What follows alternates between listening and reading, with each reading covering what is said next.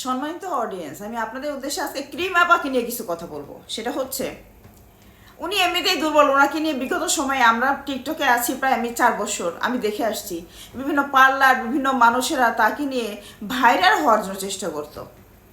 এখন আমি বলবো একাই 100 এই সংগঠনটা ভাইরাল হওয়ার জন্য নিজেদেরকে মানে এই পথে নিয়ে আসছে। তাকে বুঝায় বলেই হয়তো, সে মুসলিকা দিত, সে আরেকবার নাকি মুসলিকা দিচ্ছে, ঠিক আছে, সেকেন্ড টাইম তাকে দেওয়া হইতো। তার বাচ্চাটা এখন তাদের যে হেফাজতে। রাস্তায় হাজারো শিশু মাটিতে গড়াগড়ি খাচ্ছে, বাচ্চাদের দিয়ে ভিক্ষাবৃত্তি করাচ্ছে মা, ঠিক আছে। তারপরে হচ্ছে অনেক লোক আছে, অনেক প্রতারক চক্র আছে যারা মানুষের বাচ্চাদেরকে নিয়ে এরকম করে ভিক্ষাবৃত্তি করে সেইগুলো বিজনেস করতেছে। কোথায় থাকেন তখন? শিশু বাচ্চা ধর্ষণ হচ্ছে, 3 বছর, 5 বছর, 6 বছরের বাচ্চা, তারপর কিশোরী, এগুলো ধর্ষণ হচ্ছে। এগুলো থেকে কোথায় থাকেন আপনারা? তখন তো আপনাদেরকে দেখলাম না। আপনাদের মানে কার্যক্রমগুলো মানে আরও বেশি, মানে পদক্ষেপটা প্রশাসন এই জন্য নিছে যে ভাইরাল হয়ে যাওয়ার কারণে এটা বিস্তার লাভ করেছে। এবং কেউ বুঝতে পারে না যে ক্রিম আপাকে আসলে অ্যারেস্ট হতে হবে এবং তাকে জেলখানা যেতে হবে।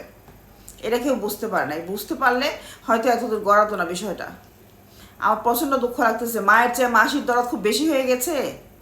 হ্যাঁ, উনি আমার কেউ হন না। ক্রিম আপা সবসময় এরকম করছে, পাগলামি সাগলামি ভিডিওগুলো করছে। ওনার শিক্ষাগত যোগ্যতা কম, ওনাকে সবাই ব্যবহার করছেন। এই টিকটকে অনেক পার্লার আল্লাহ নিয়ে গেছে বা বলছে ফ্রিজ নাকি জীবনে দেখি নাই, তারপরে এইসব বিভিন্ন কিছু ওনাকে দিয়ে করানো হয়েছে। উনি সহজভাবে করছে, তখন ফরিতে শুধু ক্রিম আপার ভিডিওই আমরা পেতাম। সেই মানুষটা আজকে একটু দাঁড়ানোর সুযোগ পাইছে, দাঁড়াইছে।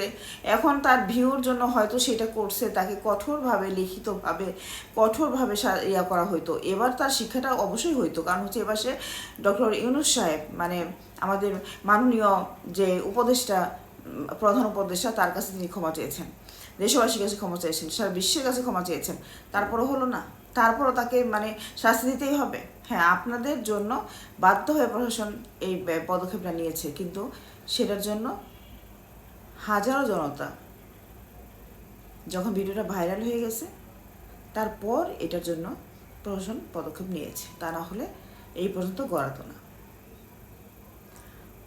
কিন্তু আমরা দেখতে চাই এর পরবর্তীতে রাস্তায় পথ শিশুগুলোর জন্য আপনারা কী করেন, কয়জনের জন্য কী করেন। আপনার ক্রিম আপাতত দুর্বল মানুষ, তাকে আঘাত করা যেতেই পারে। বিষয়টা আমি ধিক্কার জানাই। একটা বেশ্যাও, আমার মুখ দেখুন খারাপ কথা বেরোচ্ছে, একটা বেশ্যাও মা, তার কাছেও সন্তান নিরাপদ। আজকে আপনারা যতই হাসানোর চেষ্টা করেন না কেন, বাচ্চাটা ভালো নাই তার মাকে ছাড়া। সেভাবেই ওরা ভালো ছিল। একটু বাড়াবাড়ি করছিল, সেটা হয়তো কমে যেত, কিন্তু অতিরিক্ত হয়ে গেছে। আসলে আমি এই বিষয়টা করজোরে প্রশাসনের কাছে মিনতি জানাবো যে ওনার শাস্তিটা কমাই দেওয়া হোক এবং ওনাকে মানে আগামী তারিখ আসা পর্যন্ত তাকে জামিন দেওয়া হোক, বাচ্চাদের কাছে নিয়ে আসা হোক, বাচ্চাগুলোকে যেন সে রাখতে পারে এবং সে যেন শুধরে যায়। এগুলো দেখা যায় না। ভালো থাকবেন সবাই। আমার খুব কষ্ট লাগতেছে, আর কথা বলতে পারতেছি না। আল্লাহ হাফেজ।